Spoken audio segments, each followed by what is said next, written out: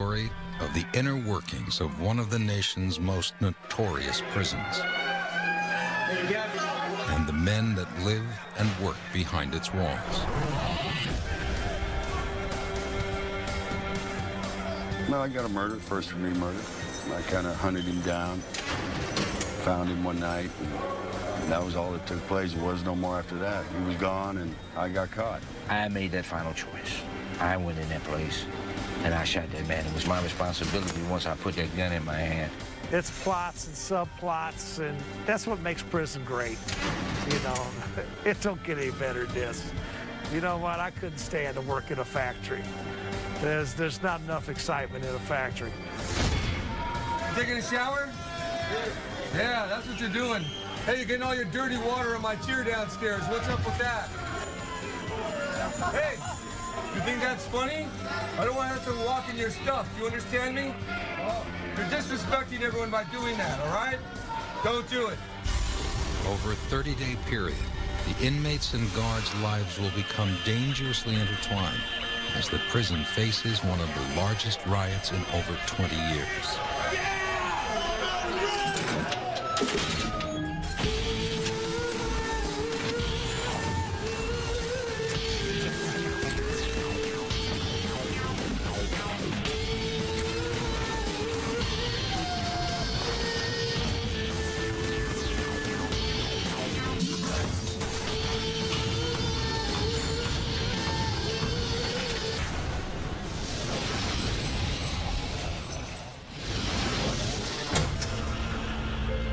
San Quentin. It's California's oldest and most infamous prison. Built in 1852, it's just north of San Francisco in a solidly upper-middle-class neighborhood. Some of California's most exclusive suburban communities lie within 10 miles of the prison. It's home to many of the state's most brutal criminal and sexual offenders. Notoriously violent and, in some areas, dangerously overcrowded, the prison has earned a telling nickname. It's called the Arena, and it's where California's most vicious criminals square off. Correctional Officer John Gladson has experienced some of this violence firsthand. In his 23 years at San Quentin, he's been kicked, beaten, and stabbed. He's also gained the respect of guards and prisoners alike. All right, Sandy. You know I got love for you. Gladson makes his morning rounds and checks in on the prison's West Block housing unit, where new inmates are about to arrive. All of the inmates coming into West Block are fresh off the bus from the county jails. Most of them have been in the prison system before and are back on parole violations.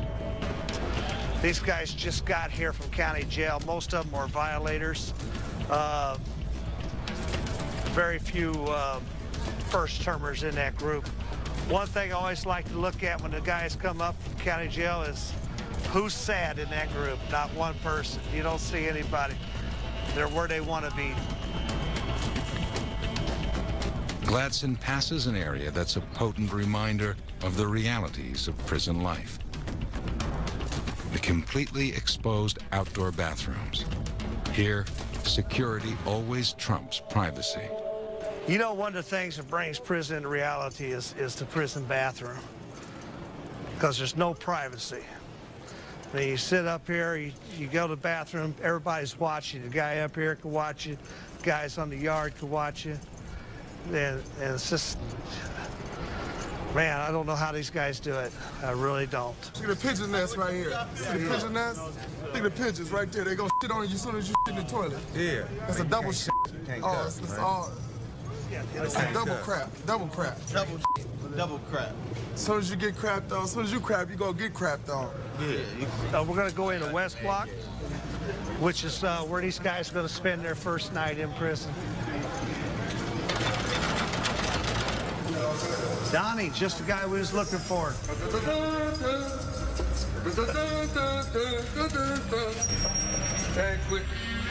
Officer Danny Atkins heads up the reception center. He's here to handle the basic needs of new inmates, and that can be a tall order. Fresh from the streets. These are men who need help. They're physically wore out. They're drug-ridden, they're hungry, and we have to fix them. We have to repair them. They come in here, the first thing they ask is to get their teeth pulled, many of them. They're on, the different drugs. They lose their teeth. It's a great thing here. It's amazing. This is the revolving door.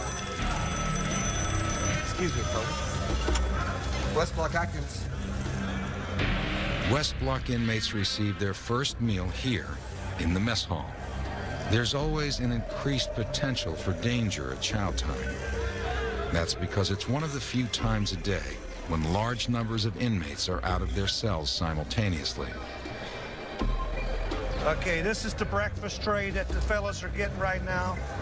It's got grits, 2 hard-boiled eggs, potatoes, 2 slices of bread, 2 bananas, and a milk. Punctuated by menacing gestures or humorous outbursts, meals are rarely uneventful. I want to tell all the kids out there, you don't want to be like me. You don't want to come to jail. Because if you do, your life is going to be like an A. The police going to eventually crack you. As West Block inmates leave the mess halls and return to their cells, the potential for violence is at its peak. This is our worst moment right now. Right now, this is the moment when a whole tier will erupt. This is a bad time. We have our gunner up above us just in case for these moments. The goal is simply to get inmates back into their cells without incident. But it's complicated by the fact that, unlike in newer prisons, San Quentin's guards must actually lock each of the over 400 cells by hand. There's also the problem of stragglers. Since most West Block inmates spend over 20 hours a day in their cells, they're in no hurry to get back to them. Many find creative ways to steal an extra moment of freedom. Junior, go on down, brother. Don't make me demonstrate the box. Let's go. Who are you working for? Who are you working for? You are not working for nobody, right? Put your hands on the wall. Where do you live? 524. What are you doing down here? Just sweeping. You're out of bounds. You understand that? Yes, sir. You're in 524? Yes, sir. Take it upstairs now. That's another example where they try to stay out. But what they do, everyone throws all the trash out so we could have runners on the tier. So then once they have a runner, then they could run their messages, their tobacco, and their soups. As Atkins locks each prisoner in, he quickly notes the condition of the inmates and their cells. We're checking inmates. We're checking bodies. We're checking faces for any bruises, if there was any fights. We're also just checking the conditions of the cells. Living conditions is nasty. The living conditions is nasty. Whoa! Whoa, Junior! Wrong thing. I feel so much safer now. I don't know. Did they like you? You're a lucky guy.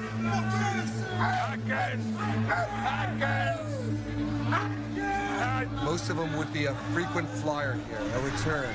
We tend to know them over the years quite well. We become close to them. We know their names. We know their numbers. We start to know their families. We pass out their mail. None of these men are not here. They're not bad men. They have bad habits. They're not here because they're antisocial. Sometimes they're just too social. But then again, we can never trust them.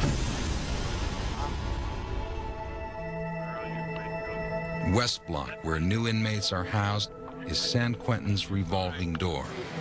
But North Block holds prisoners who are serving long sentences, often for life. Many of these inmates have adjusted to life behind bars. Others have not. And some seek the ultimate escape. Officer Gladson recalls a suicide that took place when he was a rookie in North Block. It's something he'll never forget. Came down about this far, climbed over the bars, and dived head first, straight down, hit the cement. Yeah, there wasn't nothing left of that head when he was done. It was nasty. Most of the suicides are hangers. They hang themselves right off the bars.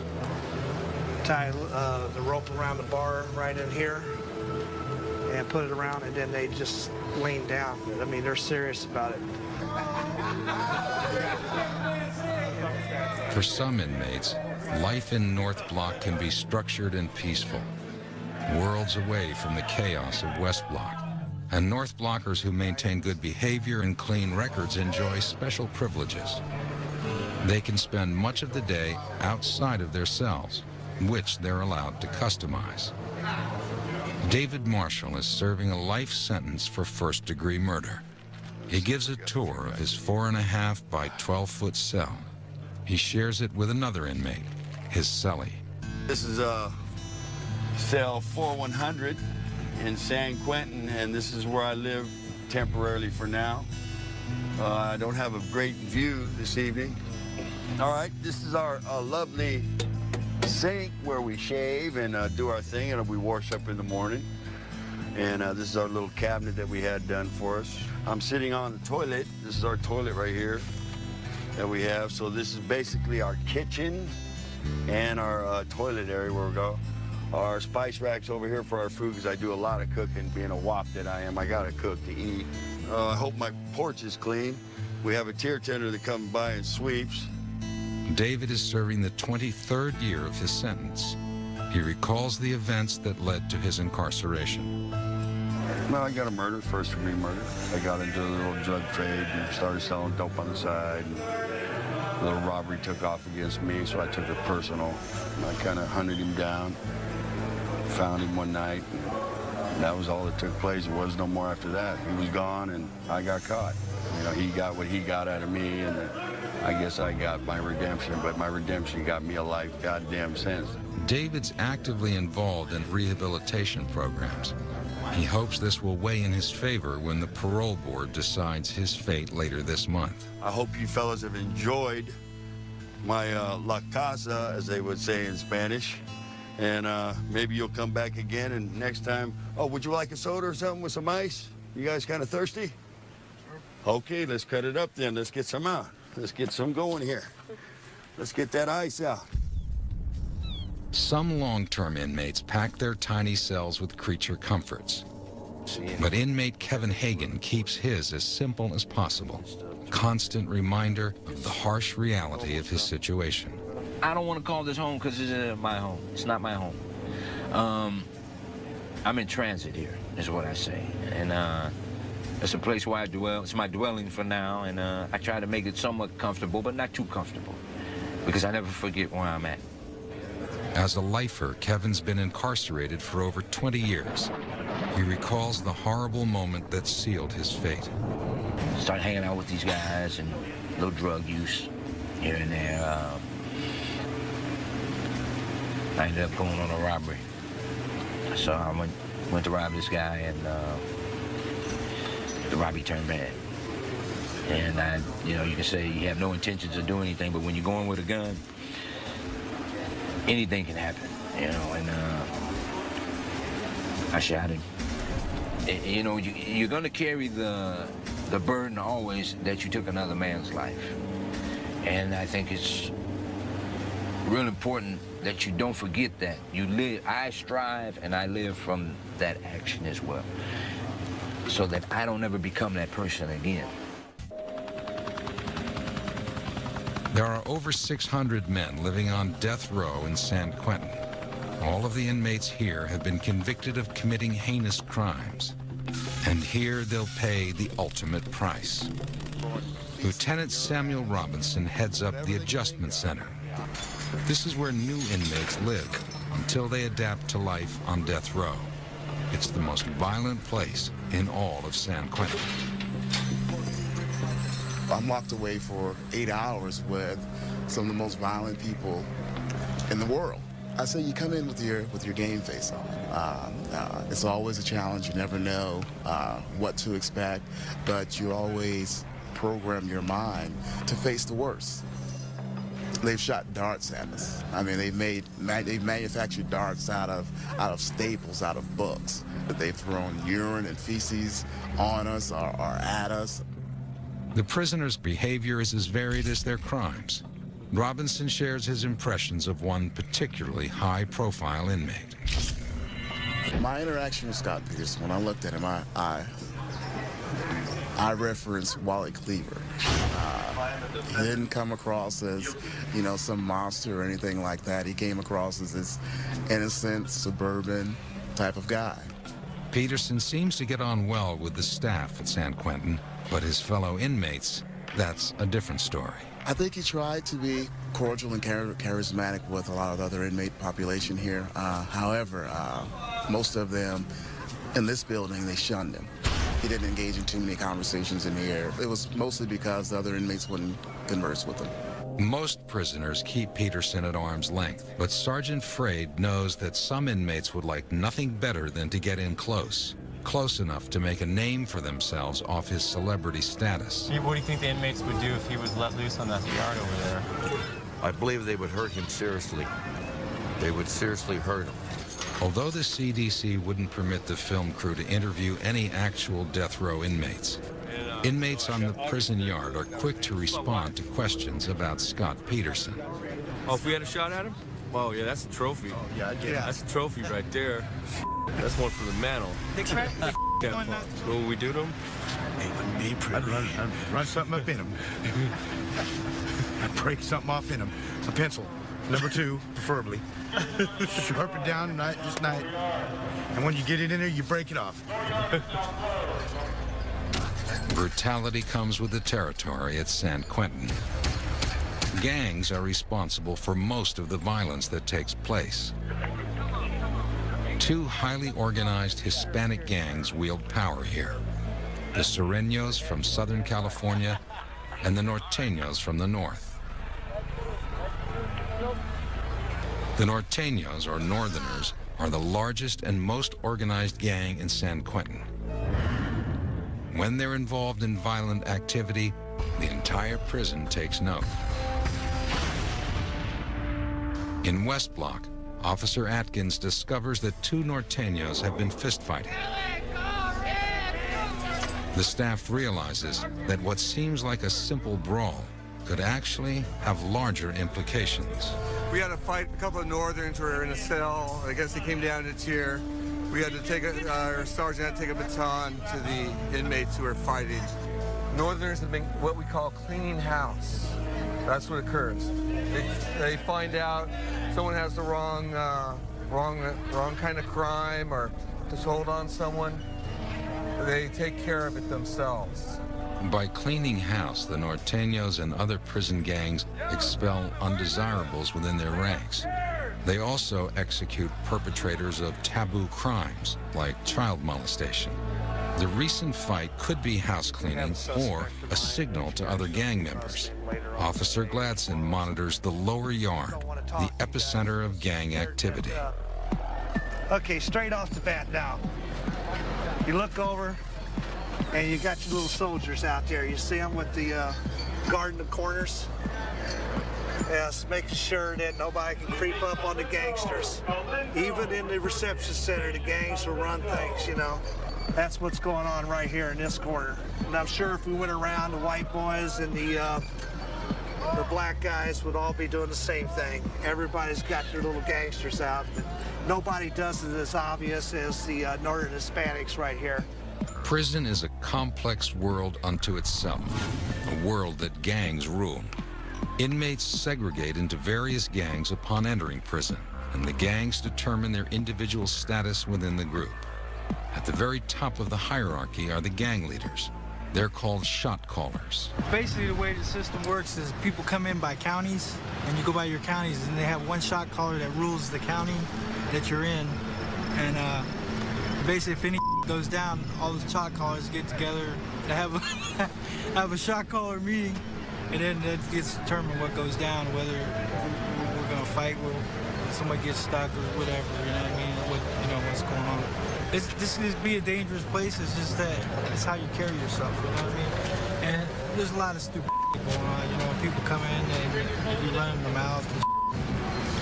Gets handled. You know what I mean? How does it get handled? It just gets handled by the hierarchy, the shot callers. There's ones that throw down the law. When shot callers call for violence, gang members make weapons out of whatever materials are at hand. Stabbing instruments or shanks come in all different shapes and sizes. With necessity spurring them on and plenty of time to craft their creations, prisoners become ingenious weapon makers. This is a newspaper that's been rolled up and been manufactured into a spear. Has a long shaft on it, and on the end here for a tip, it appears that they've used some plastic to heat up and sharpen and roll to a point. One of the reasons that they don't serve steak inside the institutions anymore is because of the bones, which can be manufactured into weapons. And this is one here where it's been sharpened to a point, and they actually use it as a stabbing weapon. San Quentin's staff confiscates hundreds of shanks every year. Most fights never come to the guards' attention, but it's not uncommon to find inmates with stab wounds. Some wear the scars as a badge of honor. That's the one right there. Right there, right? Okay, y'all got stab wounds? Yeah, I got one right here. Here's mine right here. Here's mine right here. What kind of weapons do they use? Pencils. Break them off. Pencils, my ass. Here's a knife. Was this all in prison? Prison. Yes. Prison. What was it over? Kill Whitey. Kill Whitey. Kill the white man. You know, I tried to kill it. Can't tell you that. Can't tell you that. First? Can't tell you that. No. We can't do that. We can't do that. What do you mean? Because I didn't get caught. They didn't catch me. That's the theory. I sewed myself up. Not everyone enters prison intending to commit violent acts. But for some inmates, it's the only way to protect themselves from shot callers. You know, a lot of times the guy who's doing the stabbing doesn't want to do this, but he's forced into doing these things.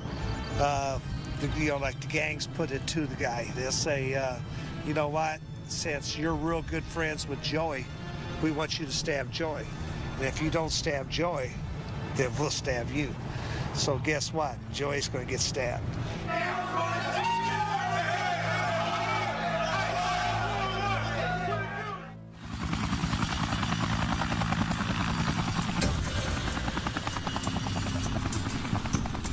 I can help you get rock-hard abs like this in less than 4 months. All you have to do is try out my routine, but it takes... Present yourself, young man. Present yourself.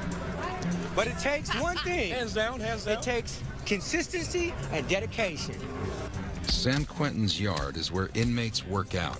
It's also where they stash their weapons. Officer Gladson surveys the area after a recent fight in West Block. A battle between two Norteño gang members and now rumors of inmates mingling with rival gangs raises a red flag, and a thorough search of the yard is in order. That's the only way you can search. And I don't search the whole thing. I just search areas, look for something that stands out, and then, like a landmark, and then you figure you can search from that area. You also have to know who owns what part of the yard. Now, I know the Hispanics own that upper part up there and that bench right through there. They're one of the groups involved. This here, the Samoans this is their part of the yard. This is Chinese. The white guys that are over there, we'll search that area real close. I'd like to look at that fence line out there. This in front of this building that they just put up. That would be an excellent place to look. What happens at night is these guys sit down and lean against the fence, use the fence as a backrest on our night yard while they watch the baseball game, stuff like that. Well, while a guy's sitting there, he's digging a hole behind him and putting his weapon down in the hole, and so it just looks like he's sitting up there against the fence, because the gangsters aren't going to have a piece that's too far away. They want it close. At any given time, I'd say there's 10 or 15 pieces down this lower yard. It's just that we find them. These guys find pieces down here every week. It's just being able to come back and get it the next, where they're going to hide it tomorrow. So it's a game, and we play it. You know, that's their job, and we do our job. Correctional Officer Eric Davis finds 2 items of immediate concern: a shank and what's known as a kite, a small note inmates use to communicate with each other.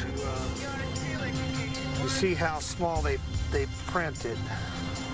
Well, it's like, I'll take it into the squad to have them look at it and find out whether it's something or it's nothing, but it's just some little key words that kind of catch your attention, like it says on here, yard, or on another piece it says respect, and you know, another part says, you know, be careful. And then this was just found hanging off of the fence. It looked like somebody had worked it.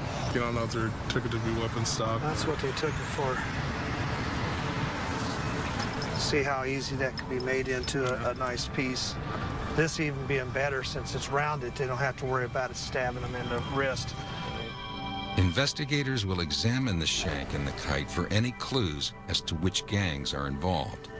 With this latest development, the guards are now on high alert. By him getting that and getting that piece, he has stopped somebody from having a bad day, all right? Because that piece would eventually ended up inside of somebody. And, you know, that's just a piece of prison steel going into a person's body.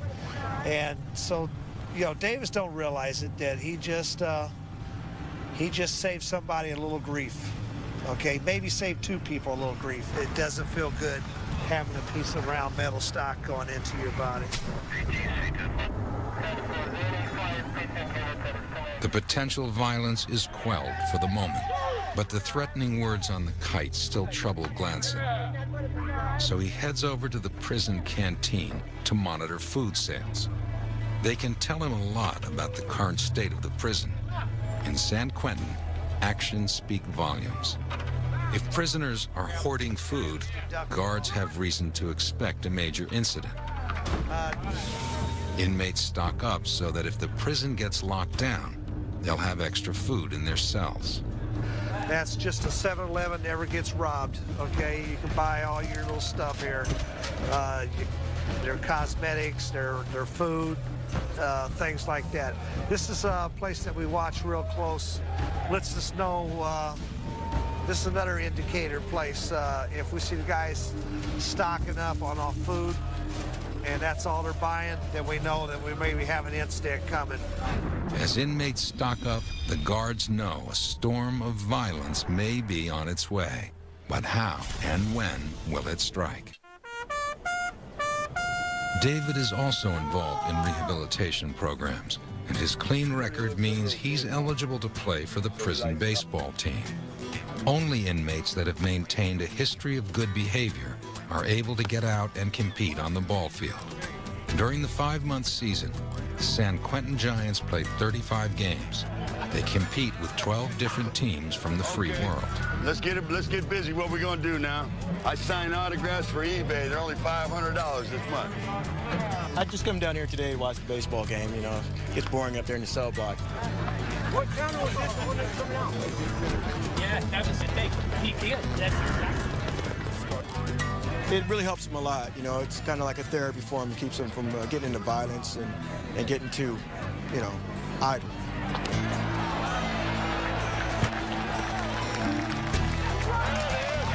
Oh, that's good! That's good! Come on, go hard! Yes! Yeah! Got David Marshall out there that's 51 years old. So, and you can watch these guys play, and at one time, they were pretty decent, you know, to above average ball players. And now they're just old ball players. Lucky that fence got barbed wire on it. I would have reached over there and got that guy.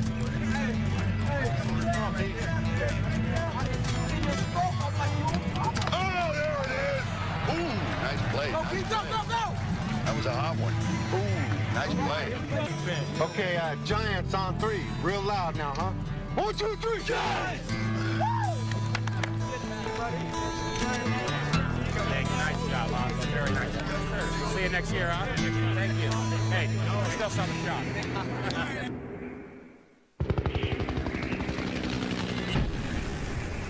While Kevin, David, and other inmates work and keep busy with programs, gang members stay busy in other ways.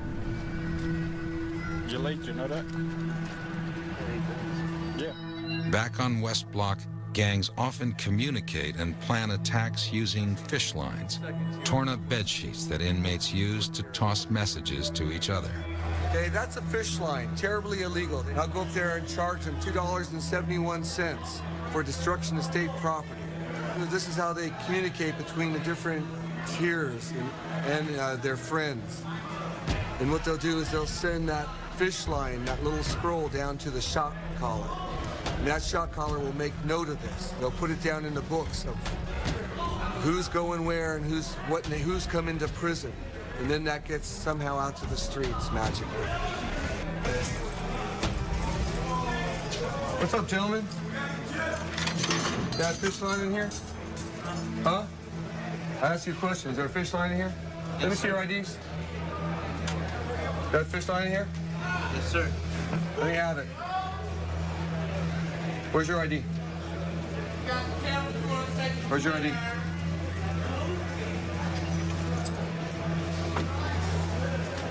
You know fishing is illegal, right?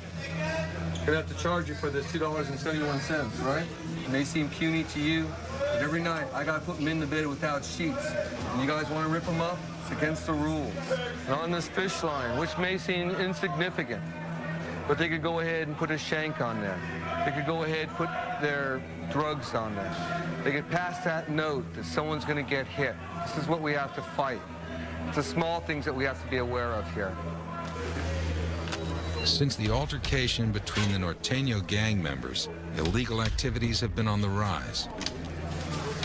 San Quentin's Investigative Services Unit, or ISU, is brought in to get to the bottom of things, to prevent what they fear will be a major eruption of violence. This highly trained squad specializes in prison crimes. They searched David Marshall's cell after a confidential informant reports that David and his cellmate are allegedly selling items from their cell. If found guilty, David could lose all chance of ever being released from prison. I guess they searched my house or something, you know, didn't find nothing, I don't need dope or nothing like that, but they tore it up. So, you know, I gotta go and straighten it up. Now I gotta go probably urinate in the bottle for them. Probably due to my cellie, I don't know. I have no idea. You know, I'm kind of upset, but, you know, get over it. David's cellmate, Bruce Cooper, is a member of the Hells Angels. And David believes that's the reason the squad has targeted their cell.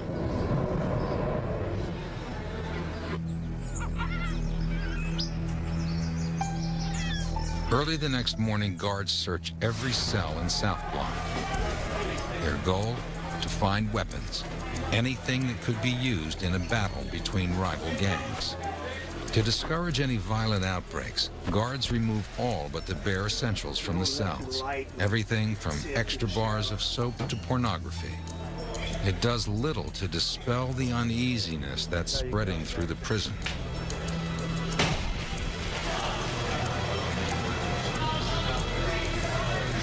The fellas hate this search where we're taking everything out.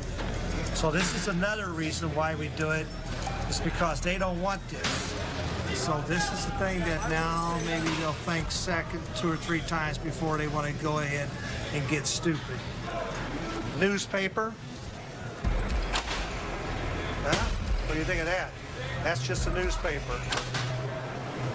And it's rolled up so tight that it could make a club out of that. Now, you remember I looked up here and he had the Bible? Now, why does he have 2? There's people around here that don't even have 1. So, yeah, it just makes me suspicious of this guy, why he would have 2 Bibles. He hasn't found that much religion since he's been in prison. Yeah. Throughout the prison, tempers flare and tensions are on the rise. I think that we got a problem. I think that something will eventually happen. Don't know what shift it'll happen on, Probably happened at night on third watch when it's 2 to 10. Varian White gives voice to the frustration of the inmates.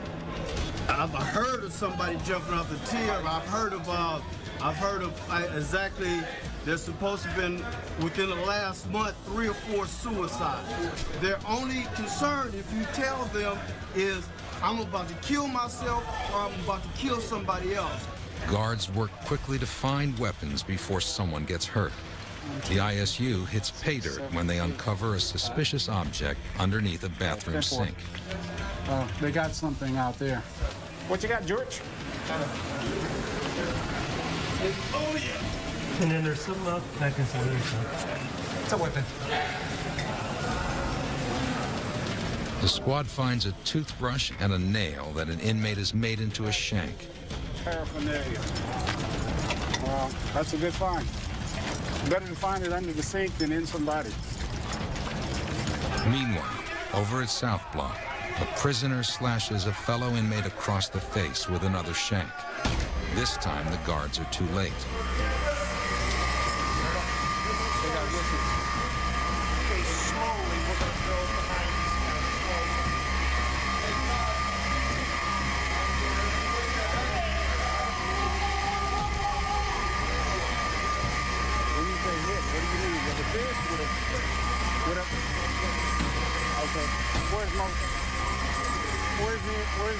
Officers quickly search potential suspects for any cuts or scratches on their body.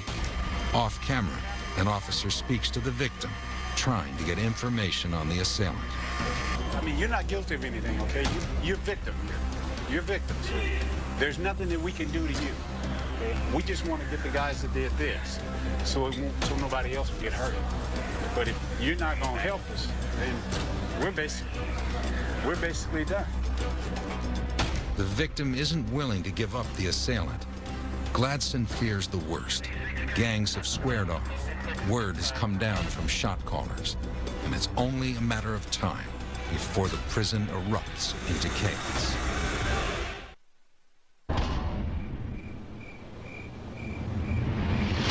During third watch later that night, Gladson's fears come true.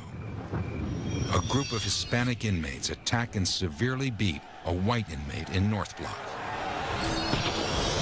It's approximately 9:10 in the morning, and the prison is on lockdown. Late last evening, inmate was found in North Block that had been severely beat around the face and head area. Unsure if a weapon was used, but we're thinking maybe, I always like to say maybe a lock and a sock, something heavy, a blunt instrument was probably used on his face. It's either that or they kicked him severely after he was on the ground. By 10:30, the investigators will know what happened. As new details come to light, Gladson gets the latest version of the previous night's incident. Multiple weapons have been found inside, that this is a racial incident involving, I guess, last night Hispanics jumped on the white inmate, and this morning the whites retaliated on some of the Hispanics. Before long, word of the fighting has spread to all the guards and the inmates. Then suddenly, a Code 3 alarm sounds, alerting every available officer to respond. This type of alarm only sounds during a major incident. Officers respond as large numbers of inmates fight each other with shanks and fists. The prison goes on full lockdown, and Gladson informs the film crew that it is no longer safe for them to be in the prison. Well, we got to get going. We got a Code 3 alarm, and we got to stop. So I can't really guarantee your safety. So let's go ahead and get out of here. Where are we going? Gladson rushes the documentary crew out of the prison. For security reasons, they're not permitted to return until days later.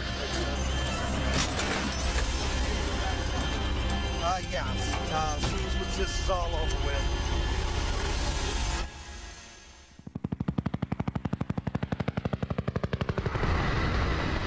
Parts of San Quentin are on lockdown as we speak tonight after a big riot erupts involving at least 70 prisoners. This all appears that the brawl was racially motivated.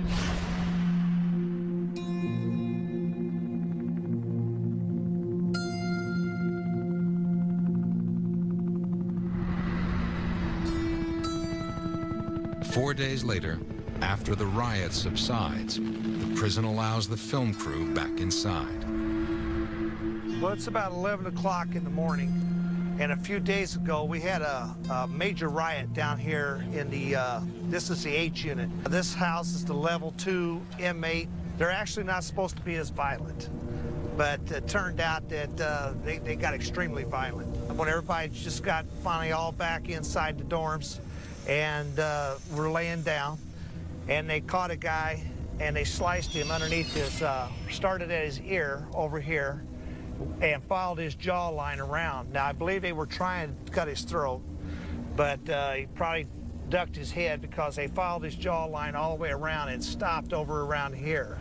Then there was another guy inside the dorm, and he got hit in the head with a blunt object right about this area. It busted his skull up pretty good. These guys knew what they were doing. They had the showers running. And the reason that they had the showers running, so when the pepper spray started coming, they were jumping over the barrier and just jumping into the showers and getting the pepper spray washed off of them as fast as possible. Oh, they don't want to be on. Most inmates will not speak about the riot. However, a Hispanic inmate asks to be interviewed. But before the interview begins, he's called away by a shot caller. Okay. All right. Sorry. All right, thank you. Okay, what's happening is homeboy's getting reprimanded for coming up and approaching you guys without permission. He's in a little gangster clique, and now that he's over there getting reprimanded, he'll probably have to stand over there all day and make sure nobody approaches them as part of his punishment. You know, so he's a kid. He's a little kid. Just like what your mother used to do to you when you were young, make you stand in the corner, they're going to make him stand over there in the corner. What a joke. For several white inmates, the reaction is more hostile. So why did the a Mexican guy beat up a white guy? I mean, what are the reasons these things happen? There's about 1,000 reasons. You're getting into day-to-day politics, homie, and you're out of bounds. That's all I'm going to tell you. Yeah. Okay? Day-to-day politics, man, you're out of bounds. Don't ask me. I ain't going to tell you. You know? Why? Because I just told you. You're out of bounds. What does that See, mean? now you're out of bounds by asking me again. I told you I'm not going to answer you, and you come right back and you ask me again. Now you see, if you was an inmate, you know what? That would be disrespect. And that starts it right there. You know, but I know you don't know no better. Right. So I'm going to explain it to you one more time. Some of the that goes on in here, man, is day-to-day politics. A black inmate explains why loyalty plays such an important role in prison politics. We all have friends in other races, but you never forget where your loyalty lies. You know, you might be in a riot with somebody that you broke bread with out on the streets. You know, it happens. You might have to take somebody down that out on the streets, you know, you and him share drugs or something. David Marshall has learned to accept fighting and rioting as just another harsh reality of life behind bars. It's prison. Everybody down. It's prison. It happened.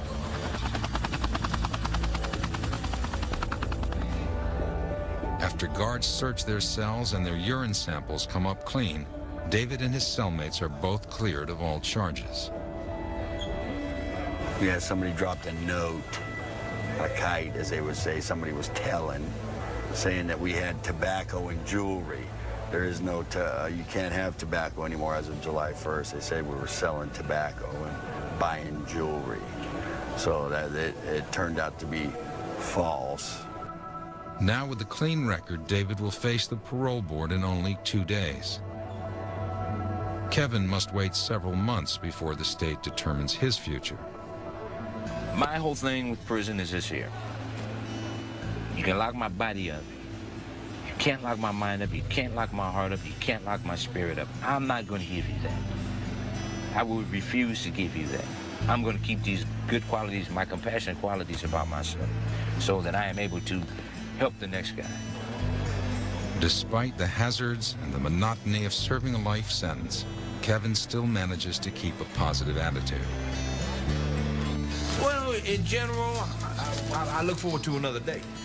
You know, not so much that I'm in prison, but it's another day that I'm alive, I'm living, and I got a smile on my face. I'm not miserable, you know, which you can be miserable, but I don't let my situation dictate my character or how I feel and how I treat other people. I know my time is coming. It's a matter of time. That's all.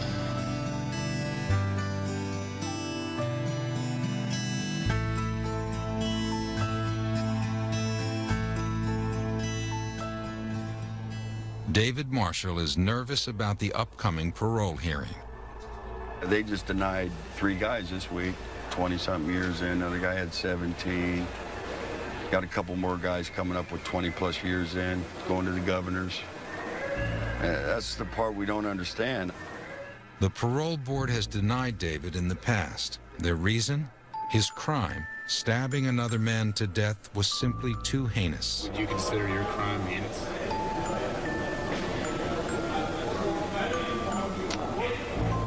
Well, I killed a man, so that's not, in itself, is not a moral act. So, I stabbed him.